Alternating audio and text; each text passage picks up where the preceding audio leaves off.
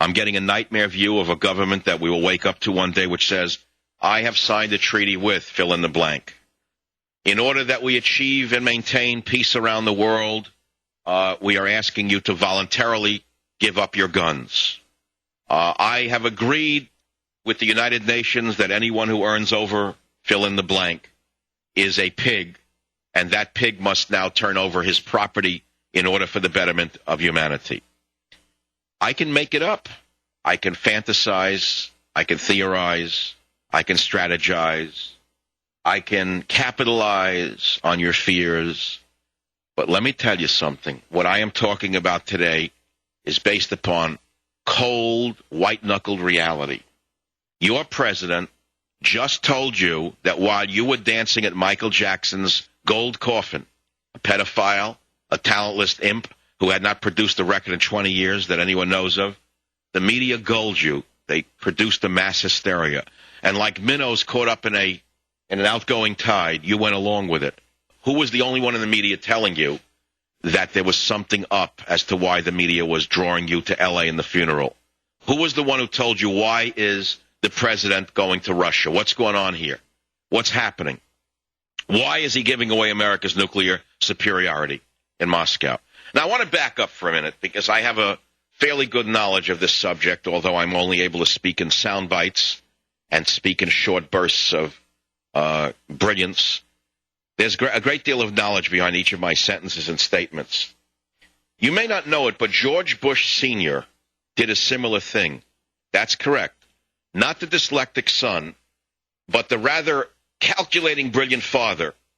In his time in office, disassembled all of our neutron bombs. And the reason I know this is because the inventor of the neutron bomb, Sam Cohen, was on this program when I was a local talk show host. I don't know how long this has to be, 10 years ago. And Sam Cohen said to me almost with tears that the Pope gave him the highest award for creating a weapon that would produce the least amount of damage and end the war most quickly, which was the neutron bomb. Meaning, it kills only living matter. It doesn't destroy cities. Now you say, well, what's the advantage to that? Because the way wars are fought is that whoever loses more people first gives up. I don't think you understand what this means. That if we permit Russia to gain nuclear superiority over us, it doesn't matter whether we have 5,000 weapons left and they have 7,000, they can simply destroy us by threatening to use their weapons. And with a pacifist socialist such as Obama, he's just liable to say, we lose, don't fire the weapons, what do you want us to do? Do you understand what I just said to you? Let me put it in another context, because many of you are rightly concerned, but on the other hand, you say, what's wrong with giving up nuclear weapons? We have so many of them. This is how they led you to believe that we really only needed one nuclear weapon to protect ourselves. If we needed any at all, one. Let's go down to reality. Two gangs meet up on a street corner, and one gang has 50 guns, the other gang has 30 guns, and they're all of the same caliber, and they face each other off. And the gang leader with the 50 guns says, you know, a lot of our men are going to die, and this is unnecessary. I'm a man who does not like bloodshed, but we have our needs that must be met. We're going to win. A lot of my men are going to die, but almost all of your men are going to die. We're going to wipe you out. We have 50 guns, you have 30 guns. So we're going to ask you to give us what we want without us firing a shot. And guess what happens? My website today is really better than ever. Top left, Ellis Washington, Professor Washington to you. He is writing my biography.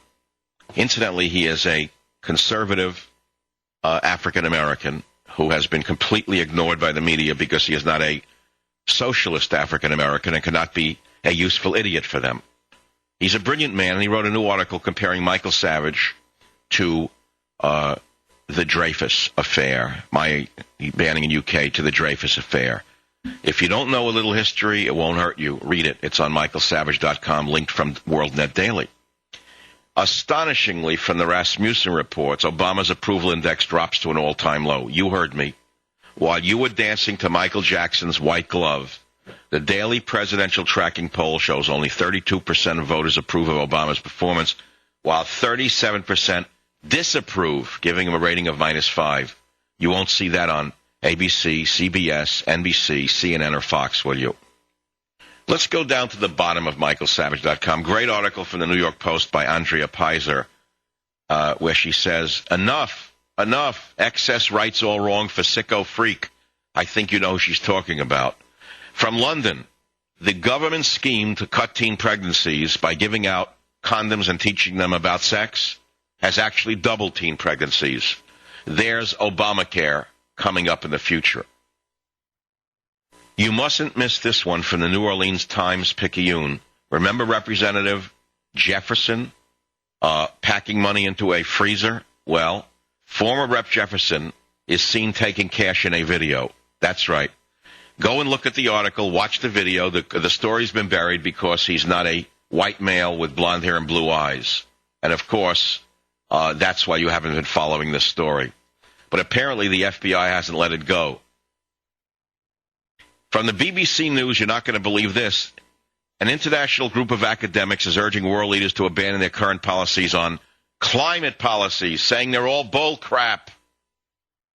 And finally, from the Washington Times, the Justice Department decision to forfeit its voter intimidation case against the new Black Panther Party has been questioned by the U.S. Commission on Civil Rights. Remember those nice guys with clubs outside polling booths?